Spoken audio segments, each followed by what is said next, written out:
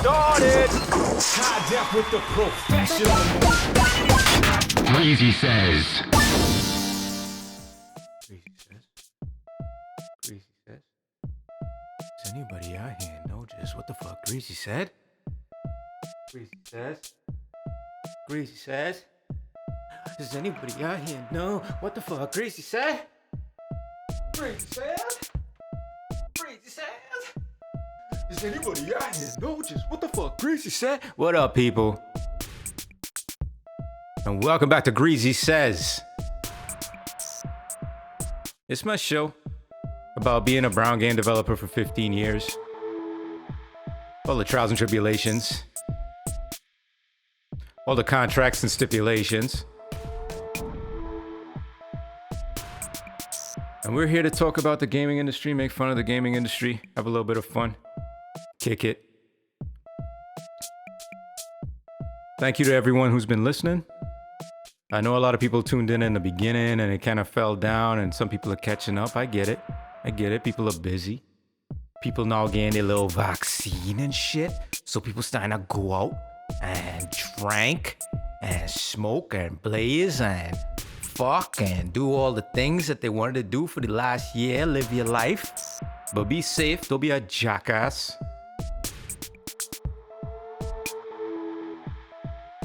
Anybody see that Disney lightsaber? So many questions. How does it work?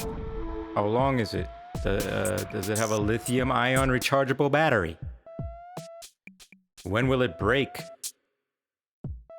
A crazy question. How many lawyers did it take to make that happen? Right? I mean, shit. To me, the Disney Star Wars merger and the Marvel Disney merger, I don't even want to think about how many fucking lawyers there were. I would get nervous going in that room. Like, how many people in this room actually have eaten human flesh before? I would be terrified. But it's gonna be dope. I can't wait to see who gets it first, because the shit is gonna be broken for sure. And it's gonna be expensive as shit. But it's so cool. It's so cool. Anyway, my name is Greasy, aka M-Cue. And I want to welcome you all to Greasy Says. Greasy people, welcome back to Greasy Says. Real quick, I want to do a special thank you to the focus group who helped me out before I put this show out. Before episode 1 even hit the streets, these people were helping me out, listening to the first passes of this show and giving me feedback, telling me how far I had gone. They were my focus group. Yo, focus testing is a part of gaming, a very necessary part. It's also a brutal part. It's when you hear a lot of the shit you don't want to hear. But it's so important to getting your shit right and getting your message correct and getting what you're trying to put out there in the best possible light so people can soak it in the right way. You know what I'm saying? So I want to give a special shout out to the focus group that helped me with Greasy Says. Vian, Patrick, Caleb, and Alicia. Hi, Felicia. I love y'all. Thank you. Without y'all, I might have put out the first few episodes with the word cunt in it. That would have been rough. I never knew people were so hung up on the word. But this is America.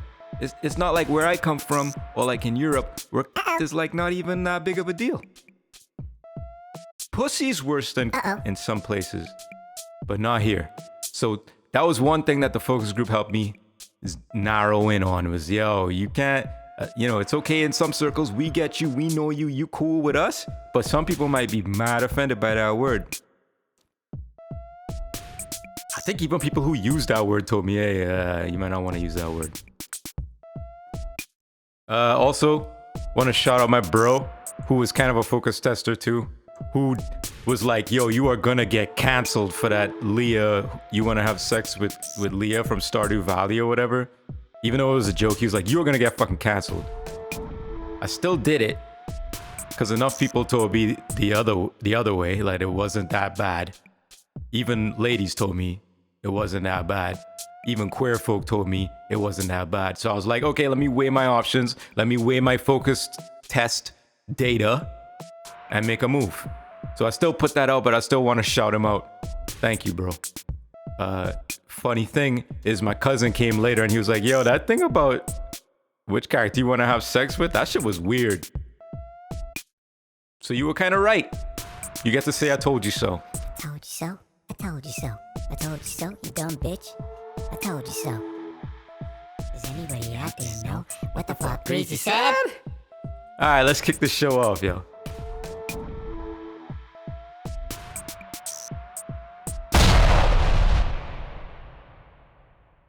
Today's key is... Hey, in case y'all motherfuckers forgot, you can ask me to do a key for the show. Jeff did it. He told me to do a whole tone scale. Worked out pretty great in episode 5. So if you have a key, hit me up. Greasy Says on Instagram. Greasy Says on TikTok. M-Cue on Twitter. Just hit me up. Be like, yo, I want a B minor scale or whatever, okay? All right. Question time. Oh, Greasy. Tell us about the different stages of development. What do you mean, like the stages of game development? Yup. The stages of development. The great lie. The great assumption.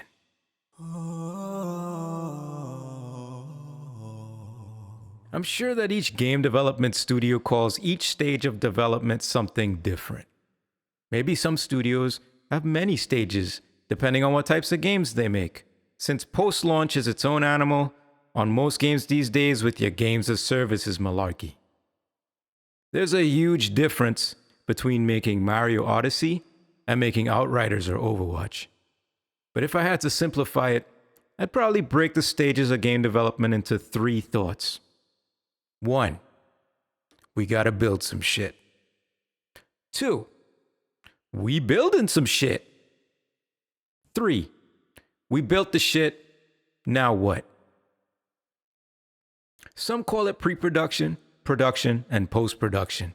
I call it that too, like making movies. But unlike making movies, the same team will work on the same game throughout all stages of development, not just pop in and out. I think it's very important to mentally prepare for each of those stages. And I think for a brown creative type, it's especially important to be prepared emotionally for what each of these stages mean. So, we gotta build some shit. Sounds great to me. Personally, this is my favorite part of development. This is when you let the ideas fly. This is when the juices flow their thickest. This is when you can create with reckless abandon and you can dream big. And if you have experience, real talk, you'll dream like medium. Have fun during the stage. Don't forget to enjoy these moments, because pre-production is usually the shortest period of creative freedom that you have on a project, because the suits in charge want to get it into production and get the game out the door as fast as they possibly can. They got to make money.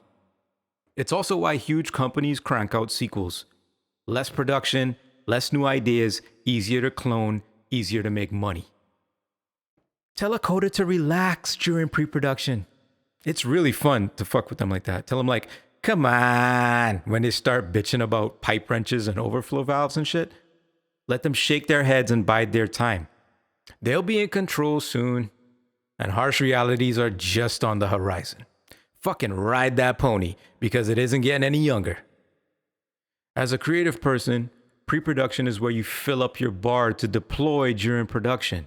Pre-production is when you build up your pylons and gather enough resources to launch a massive attack. Fears the man that lives next door. Fears my neighbor, and he gets me down. It's the calm before the storm, but it's also a storm in its own right.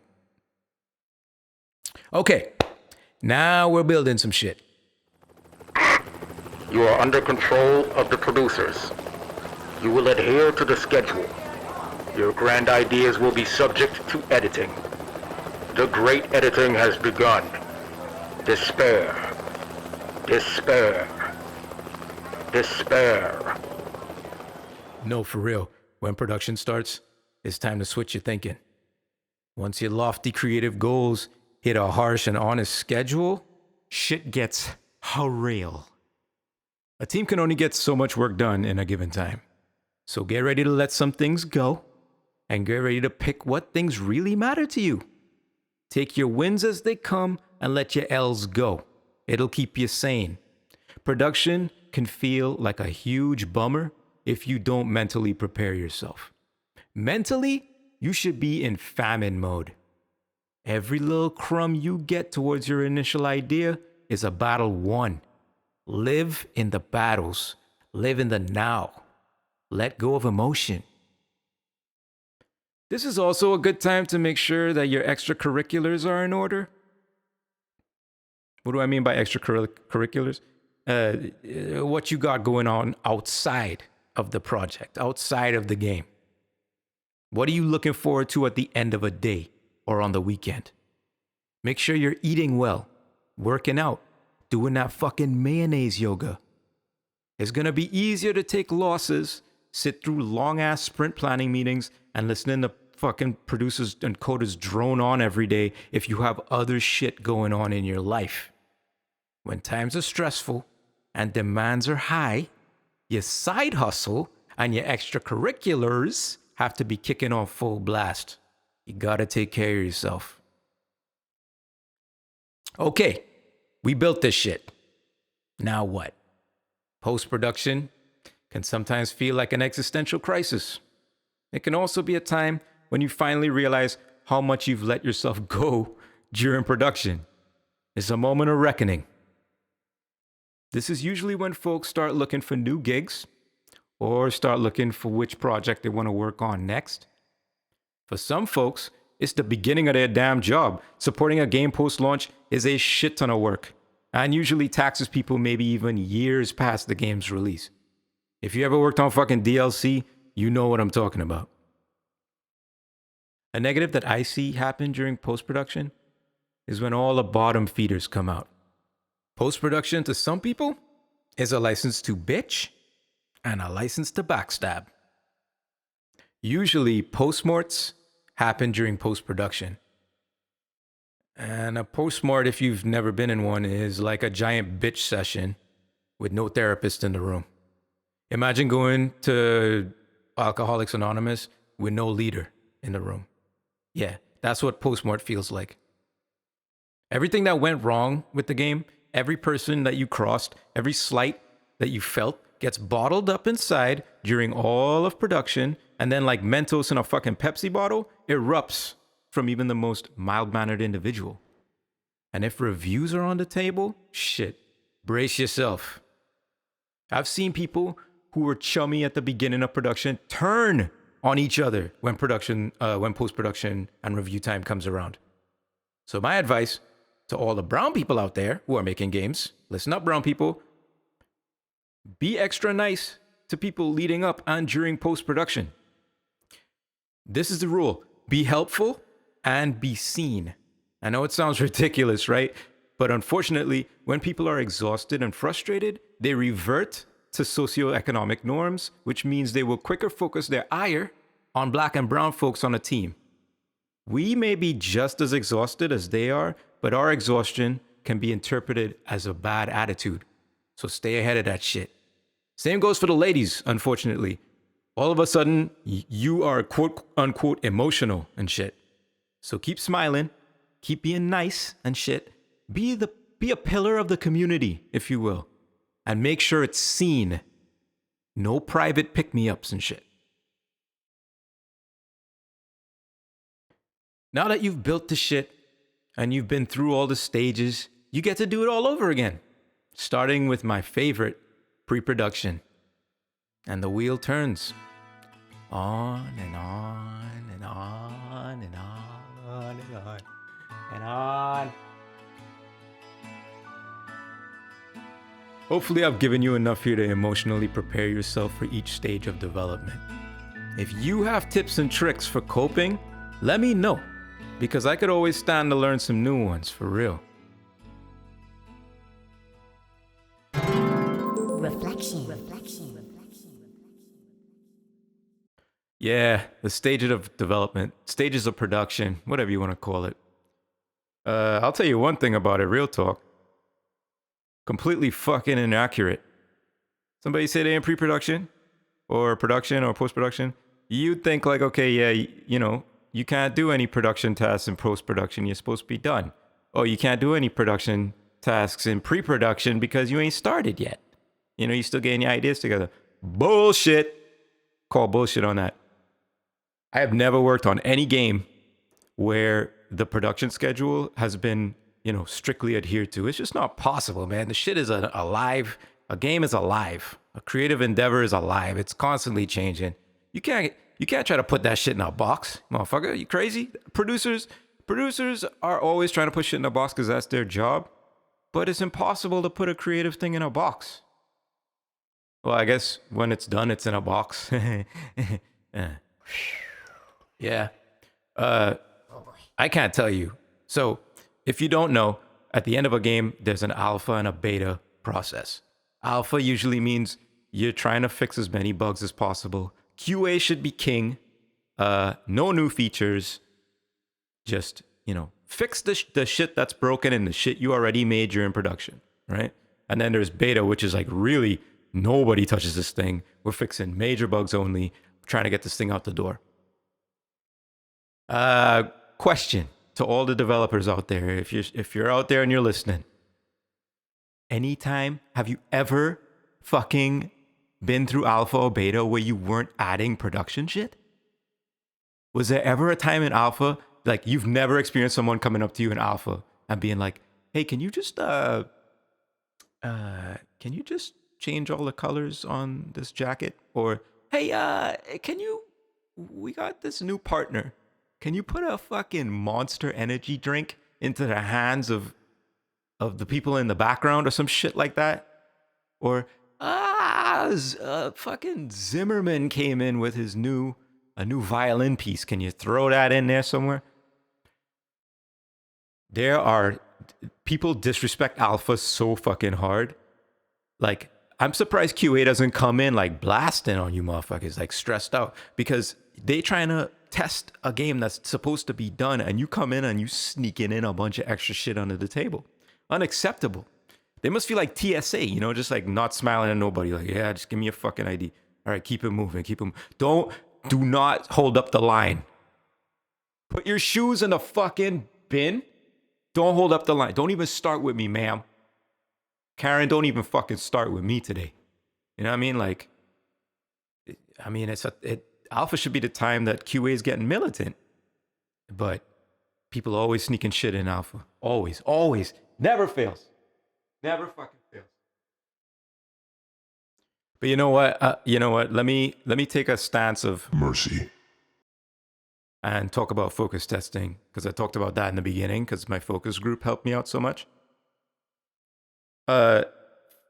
Focus testing is something I've struggled with personally, because it really is the rawest feedback that you can get about what you've created. It can hurt, right? Because you might listen in on a focus test, or you might get the results of a focus test, and you might think, oh man, I made this awesome game mechanic. The way this motherfucker jumps through the air is the best jumping I've ever seen. This is better than Mario jumping. And then you get the data back from the focus test, and the focus group is like, this jumping is the worst jumping I've ever fucking seen. Ooh. Whoever made this jumping is a fucking idiot. I would rather play a game with no jumping than play this game with its shitty jumping mechanics. It hurts. It hurts. It's worse than being friend zoned. It's worse than getting kicked in the private parts in the VV or poo poo. Worse. But it's so real. It's raw and it's real, and you need to hear it. And focus testing, in my opinion, should happen throughout development. Like, you should focus test your fucking pre-production ideas, You should focus test every mechanic you come up with. You should focus test your fucking economy system. You should focus test the characters in your game. You should do it all. You should do it all. The entire way through every stage of development. Pre, mid, and post. Because it keeps you honest. It keeps you in reality too. So when you're making a game, you can kind of get lost in your own little world that you've created around yourself with you and your team. And you might not be thinking about what the customer might think or what people outside might think, especially if you're a creative motherfucker, like an artist, audio person, designer, that kind of shit. Once you're not like code and a technical person, you get lost in your little bubble. And focus testing is a pin to pop that fucking bubble, because the bubble ain't safe. The bubble can't carry you across the ocean. Okay, you gotta build a fucking boat to get across the ocean. Your bubble ain't gonna do it. Okay, one wind and that bubble fucking gone. So I would recommend to you, get comfortable with focus testing, and get comfortable with that level of honest feedback and raw feedback and feedback that don't care about your feelings. It'll help you make better games. Promise you that. That is, but also, I've worked with companies who live and die by anything a focus group said. They're all about the data. It doesn't fucking work like that, okay? Sometimes when you create a fucking creative project and it's heart and soul, data doesn't fucking matter, okay? So I know I'm kind of contradicting myself here, but as important as focus testing is, it shouldn't cloud your vision too much, and it's not the be-all and end-all of opinion. Because focus tests can be very different groups of people, and you don't know when somebody having a shitty day and decide to just take their shit out on your game. So it's important, but grain of salt that shit every time.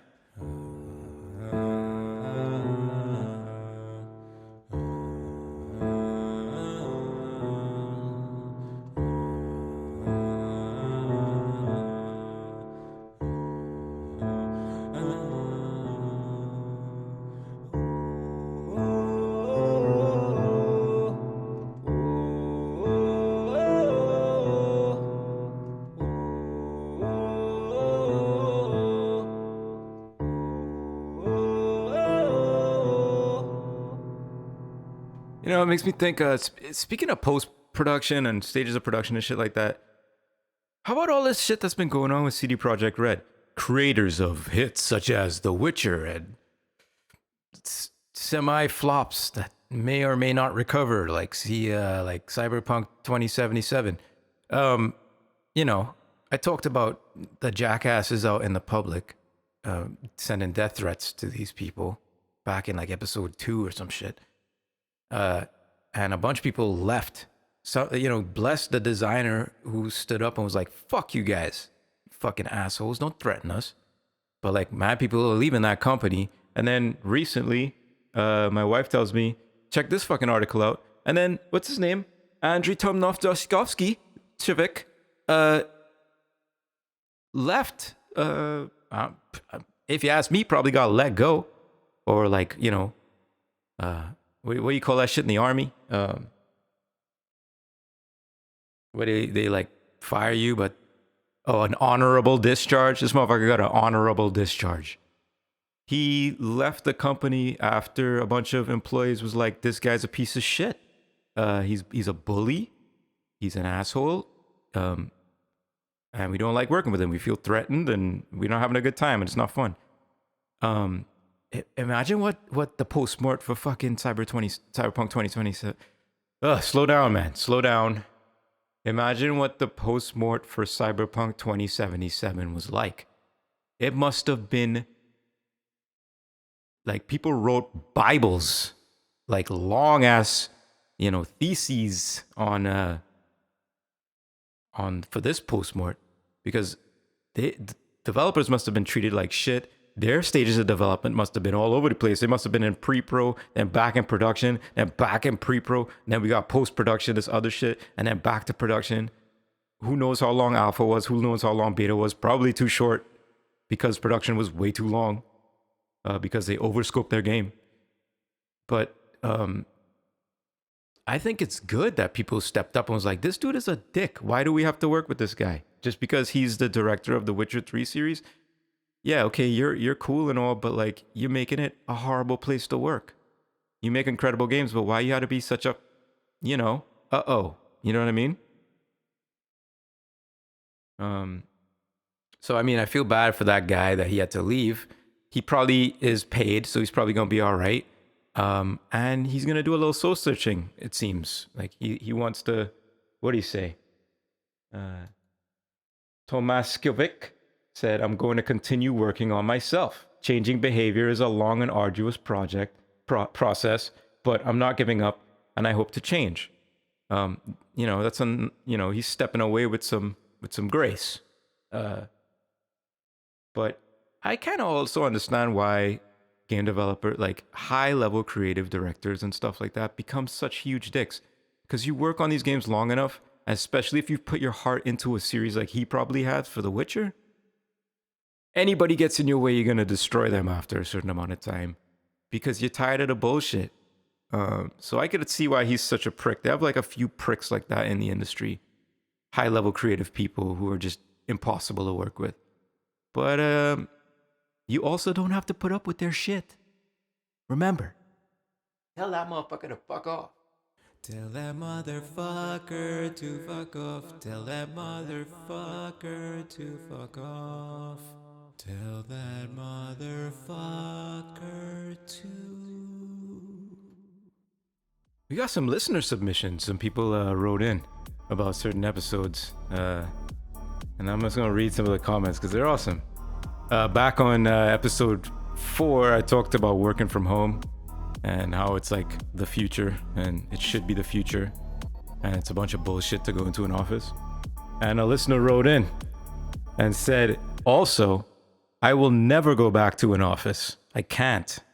Working from home for years, then just going into the office to visit for a few days was not easy. It's not for me. The very air is poison. The light, the fluorescent light. Never again. I didn't embellish that shit. That's exactly what they wrote. Telling you, working from home is the shit and an office is bullshit. All right. And then, hold up, let me find this. It was a tweet. Why do I suck at using my own phone? I've had this phone forever. I still suck at using my own phone. That makes sense. I'm terrible at social media, yo. Like, you should laugh at me. I'm just like so weak at it, man. All right, so here we go. From the working from home episode as well. About who I asked people who's tickling your pickle in the game lady department, or who's fluffing your muff in the male game character department. And I got a couple answers. Here we go. Always thirsting for Ezio forever. Nathan Drake meh. Geralt didn't do it for me until the Netflix series, so shout out to Abs McGee. So that might not count. Sorry, I added the Abs McGee part. They didn't say this. They continue. Also adding Lee from the Walking Dead game to the list. I was crushing on him. Okay, pause. Lee Everett from Walking Dead is one of the greatest black characters in any game ever, in my opinion. Period. If you don't know who Lee Everett is and you've never played the Walking Dead series from those shitheads at Telltale, go play that game. The first one. Mind-blowing, in my opinion. It's probably kind of clunky, nowadays, because of technology has progressed and it'll look really old school, but it's a fantastic story. Anyway, then another person jumps in and says, there's a serious lack of Cullen from the... Now I'm back to talking about the comment about thirsting on Ezio and Nathan Drake and whatever. Here's a reply. There's a serious lack of Cullen from this list, and I'm offended. And then it's like, OMG Cullen. Yes, yes, yes. Definitely Cullen. He always made me swoon. So Cullen, I don't even know who the fuck Cullen is. I'm looking at this shit like, who the fuck is Cullen? But it from the screenshot, it looks like it's from Dragon Age, maybe Origins or some shit. Yeah. So I think that was a particularly funny thread for me to see. A thirst session on some male game characters. Thank you very much, listeners. Keep them coming. Love it. Remember, reach out to me. Greasy Says on Instagram, Facebook, and TikTok. Just message me or whatever. And M-Cue, M-CUE on everything else. On like Twitter, where I suck. Apparently, I suck at Twitter. So you could hit me up there and laugh at how bad I am. Okay, great. Thanks.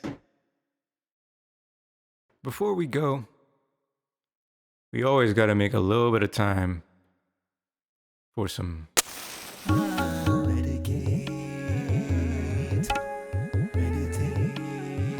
meditate. It wouldn't be right to just leave on a high greasy note. You know, we got to bring the grease down. And I got this idea for a meditation exercise to bring the grease down. We're going to take a word of self-doubt. I came up with this. If I stole this from somebody, sorry, I didn't mean to. Take a word that you use for self-doubt and turn it into an acronym, a positive acronym to boost yourself up. So for example, let me pick one out of the blue, right?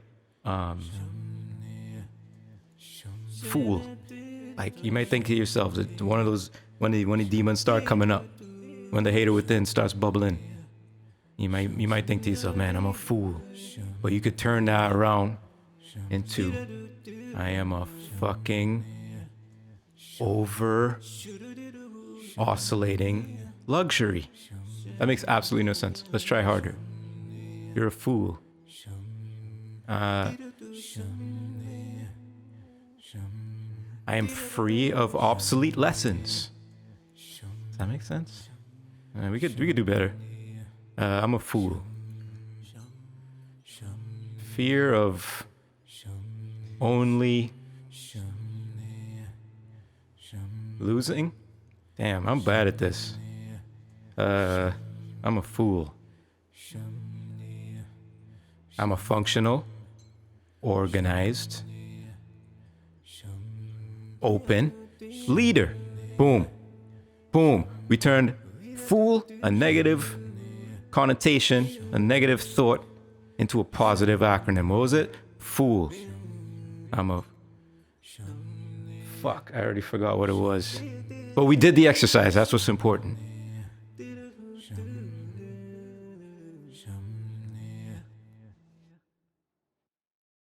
You may have cheated on the key there, brother. Just saying. Well, greasy people, that's it. It's a wrap once again. Take that shit off the grill, because we done. Yeah, I'm so sorry. Yo, before we go, like I always do, I want y'all to go link me on fucking social media. I'll tell you where. Greasy Says, GreasySays on TikTok, Instagram, and Facebook. M-Cue, that's M-CUE on Spotify, Bandcamp, and Soundcloud. And on Twitter. Hit me up. Ask me questions about this episode, any of the previous episodes. Just say hi. You know, if you just want to shoot shit. Don't hit me up about joining military groups or military pages like Home Skillet over here did. I guess I brought that on myself because I used some hashtags about military. But I'm good on the military join up there, brother. Thanks anyway. So yeah, hit me up on all those social media angles. And I'll see y'all next episode, hopefully. Greasy people. Thanks for coming out. Like, subscribe, comment, give me feedback. Tell me to go myself. And until next time, it's me, Greasy, checking out with the room key. I'm checking out with the room key. What the fuck Greasy said? I'm Does checking anybody out out there with the know room key. what the fuck Greasy said? Hey yo, I'm checking out with the room key. Greasy said. Laters.